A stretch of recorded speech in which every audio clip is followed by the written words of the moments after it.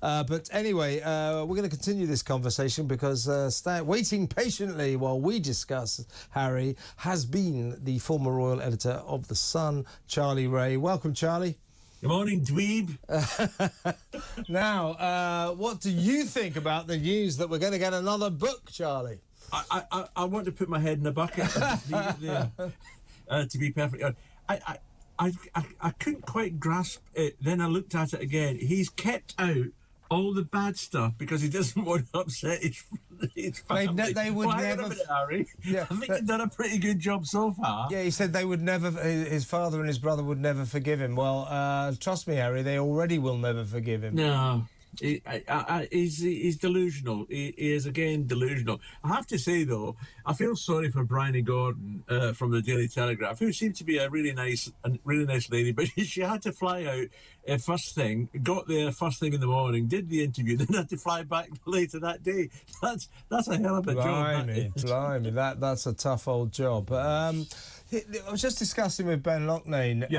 You know, after watching this guy for a week. Yeah. Particularly during his interview with Tom Bradby, ITV, in which he was very haughty and royal, you know, when Tom had the temerity to suggest that him and Meghan had implied or said that the royal family were racist. No!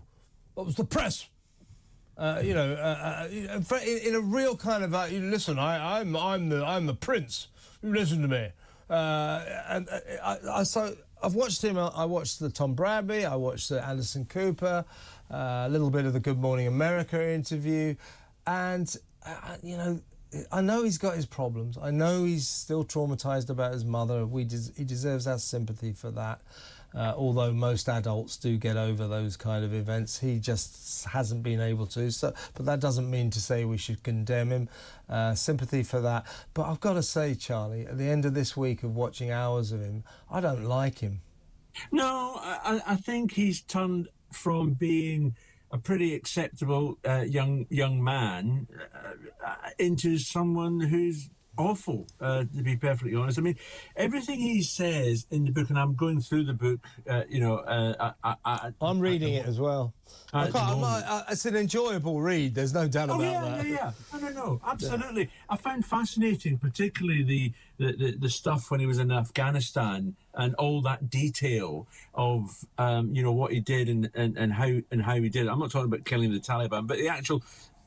other stuff, the camaraderie he had with his colleagues and everything else, I found that very, very good. But everything is a fault of the press. Yeah. You know, every story he tells, it comes down to, yes, but the press did this, the press did that, and it's just a moanathon. I know we've discussed this before. Just to moan and moan about the press. And I think you're right. I think in your intro you said he wants to control the press somehow or other. He's making it his. He's making it his. He said it's going to be his life's work. Life's work.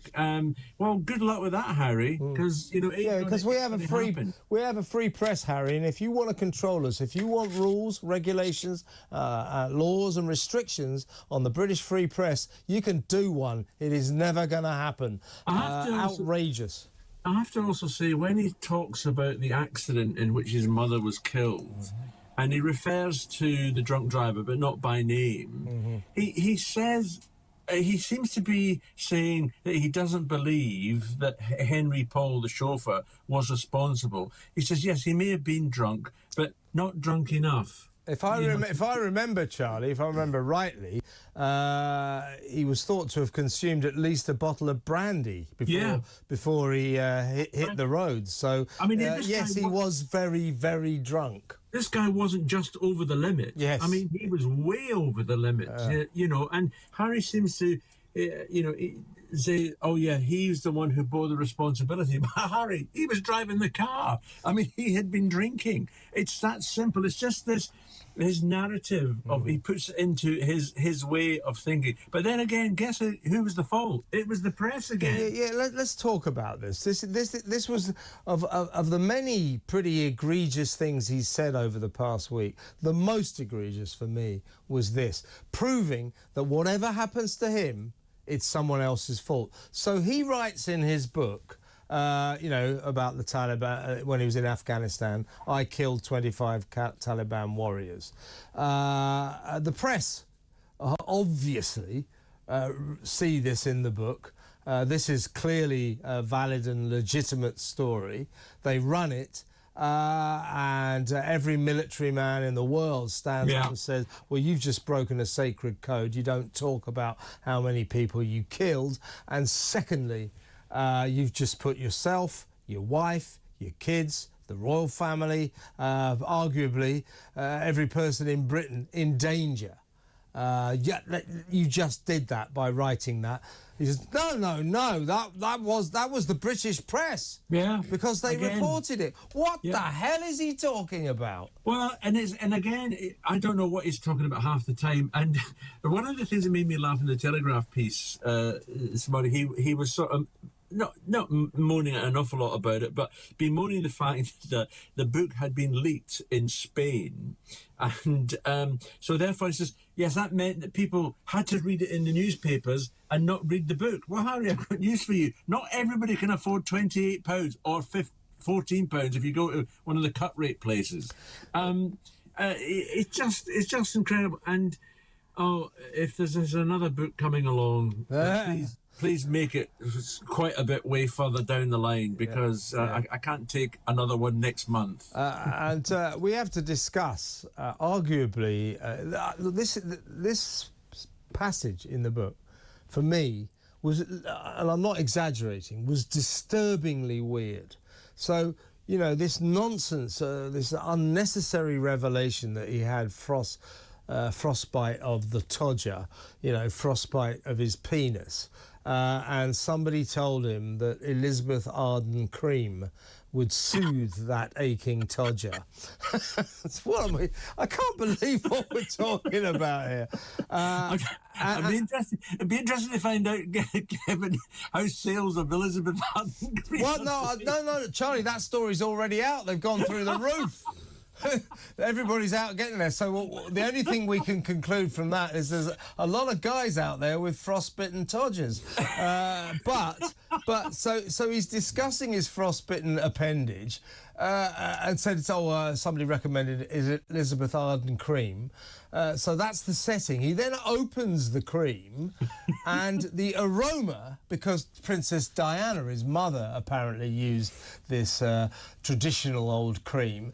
The aroma, as he's standing there, presumably with his todger hanging out, took him right back to remembering his mother. I mean, that is disturbing, isn't it? It is, but there's an image I won't get out of my Yeah, exactly. I mean, as I said to you before, we're the range is killing 25 Taliban to Catherine won't let Meghan borrow the lip gloss to I used Elizabeth Arden cream on my todger.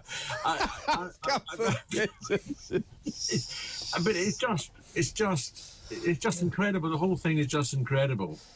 Well, where does he go from here? I mean, you know, the interviews are over now, and in fairness, as I say, I'm reading it now. J.R. Moehringer, the ghostwriter, has done a great job getting all this information out of him. His interviews were clearly forensic, you know, right down to how fat the Scottish piper was, who used to pipe outside, play the bagpipes outside the Queen's bedroom every morning at 7:30, much to the annoyance of all the staff. Even he was shaped like a barrel, So Moehringer obviously went, this Scottish piper, what did he look like? I mean, good journalism, great ghostwriting, and he's a great writer. So it's a great book, full of rubbish, but it's a great book, very spiteful. Not a great book, a great read, but it's spiteful and malicious, but it's out there, and because of what we're talking about, it's been the best-selling non-fiction book of all time. So hence the pressure on him to write a second book, which he clearly will. But that's all done and dusted now. Where does he go from here? Right.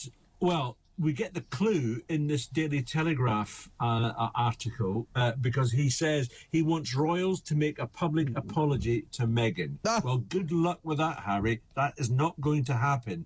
I think he's used this this Telegraph interview with, I've got a lot more to say. There was enough for another book. Yes. I think he's using that as a threat to warn the royal family. You either, meet me on my terms and say you're sorry for everything that's gone on in the world that you are all responsible for, or else this second book may well come out with a lot more stuff in it. As I said to you before, I think the royal family are doing the right thing, keeping quiet. We saw them out and about. I'm beginning to concede. I certainly think it's been a very valid policy, and I think it's irritated the hell out of Harry. And in terms of where he goes from here, Charlie, I'll tell you where he doesn't go. That's the King's coronation, because Edward and Anne let it be known this week that they don't want him to go because they don't want to end up in the paperback version. That's absolutely correct. They just don't want him there. And let's hope he doesn't turn up. Yeah, I don't think he will now. I don't think anybody wants him to be there, or Meghan. Charlie, always a pleasure to talk to you. Thank you very much for your time.